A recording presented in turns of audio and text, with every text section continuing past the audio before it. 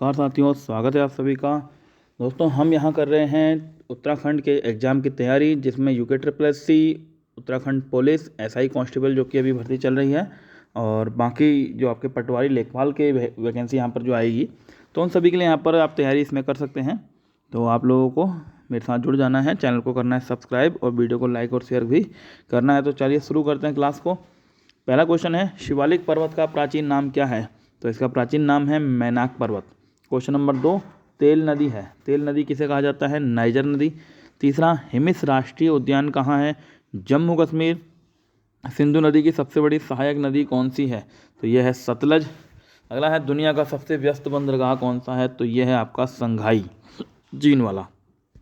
दूसरा, सर्वाधिक बजट पेश करने वाले वित्त मंत्री कौन थे? तो ये थे आपके मोरारजी देसाई। अच्छा, ये गैर कांग्रेसी प्रधानमंत्री भी प्रथम यही थे।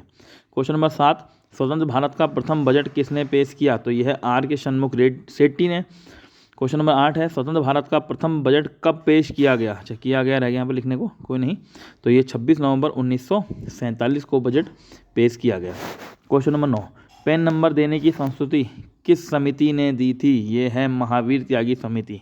राष्ट्रीय कृषि बीमा योजना कब लागू हुई? तो राष्ट्रीय कृषि बीमा योजना लागू हुई है 1999 में।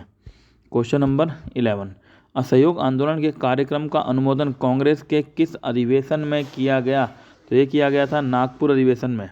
क्वेश्चन नंबर 12 है, ऑल इंडिया ट्रेड यूनियन कब स्थापित हुआ? तो ये हुआ है आपका 1920 में। क्वेश्चन नंबर 13, मत देने का अधिकार का उल्लेख किस अनुच्छेद में है? तो अनुच्छेद नंबर 326। भारत में वयस्क मताधिकार की उम्र सीमा कितनी है? ये तो सबको मालूम है, 18 वर्ष। परिसीमन आयोग का पदेन सदस्य कौन होता है? मुख्य चुनाव अधिकारी। बढ़ते हैं अगले क्वेश्चन पर।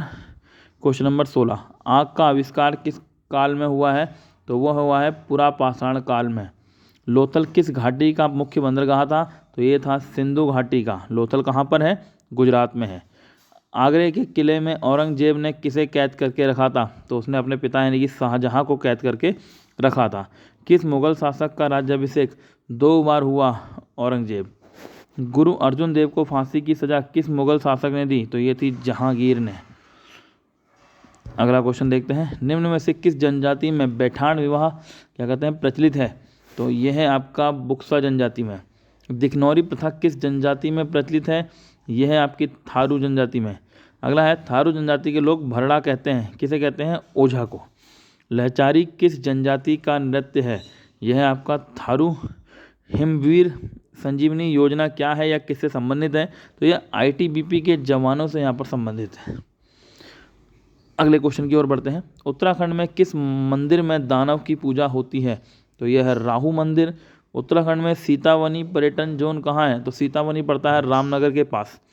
जौनसारी लोग महासु किस देवता को कहते हैं? तो ये महासु कहते हैं शिव जी को। बढ़ते हैं क्वेश्चन नंबर 29 की ओर, कौन सी जनजाति पांडवों को अपना प्रमुख देवता मानती है? जौनसारी। राजी जनजाति का आवास स्थल कहाँ है? पिथौरागढ़। कौन सी जनजाति अपने को राजपूत से संबंधित मानती है? भोटिया जनजाति। राज्य में किसे टॉयलेट मैन के रूप में जाना जाता है? तो रमेश भजेटा को यहाँ पर जाना जाता है। भटेजा नाम है, भजेटा कह रहा हूँ, भटेजा। ठीक। दशोली ग्राम स्वराज संघ के संस्थापक ये हैं आपके चंडी प्रसाद भट्ट। गुलाबी कांठा बुग्याल किस जनपद में स्थित है? तो ये है आपका उत्तरकाशी जनपद में स्थित। किस स्थान पर शिव और पार्वती का विवाह हुआ था? तो ये जो स्थान है उसे जाना जाता है त्रियोगी नारायण के नाम से। बढ़ते हैं अगले क्वेश्चन की ओर। पौ 12 होना मुहावरे का अर्थ क्या है? तो इसका अर्थ है अत्यधिक लाभ होना। निम्नलिखित में से तत्सम शब्द कौन सा है? विस्मय। बिजली का पर्यायवाची नहीं है, तो वितुंडा को छोड़कर सारे पर्यायवाची हैं। क्वेश्चन नंबर 39, निम्नलिखित में से शुद्ध शब्द है हतोत्साहित। ऑप्शन नंबर बी की तरह लिखा जाता है। जिसकी कोई कीमत ना हो, जिसकी कोई कीमत ना हो अमूल्य होता है।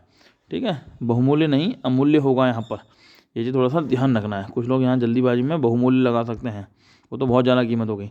रौद्र किस रस का स्थायी भाव है? तो ये तो क्रोध का है। चरण कमल बंदो हरिराई, इसमें कौन सा अलंकार है? इसमें है रूपक अलंकार। छंद मुख्यतः कितने प्रकार के होते हैं? तो छंद आपके 3 प्रकार के होते हैं। विशेषण के कितने भेद होते हैं? 4। नासिकेतोपाख्यान के रचयिता कौन है? ये हैं सदल मिश्र।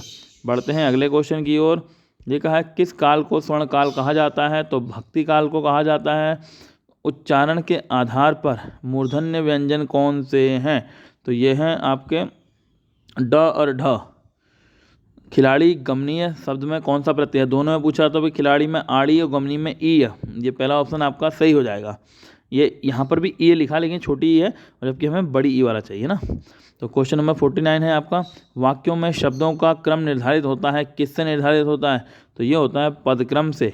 और क्वेश्चन नंबर 50 है, निम्नलिखित में से कौन सा शब्द हमेशा एक वचन में प्रयुक्त होगा? तो ये है यहाँ पर क्या कहते हैं आपके समान, जनता, सामग्री, सभी कुछ होंगे, यानी कि तीनों होंगे। तो उपरोक्त सभी यहाँ पर का उत्तर सही हो जाएगा। तो ये थी हमारी आज की क्लास, जिसमें मैंने 50 क्वेश्चन आपके उत्तराखंड जीके और इंडियन जीके और क्या कहते हैं हिंदी के शामिल किए थे, जो कि आपके हमारे राज्य स्तरीय परीक्षाओं के लिए महत्वपूर्ण है। तो अगर आप वीडियो आपको पसंद आई हो तो वीडियो को लाइक और शेयर जरूर करें, और जिन लोगों ने अभी तक चैनल को सब्सक्राइब नहीं किया है वो चैनल को सब्सक्राइब कर लें और साथ ही बेल आइकन दबा दें, जिससे नोटिफिकेशन आपको समय पर मिलता रहे। तो मिलते हैं अगली वीडियो में, तब तक के लिए नमस्कार।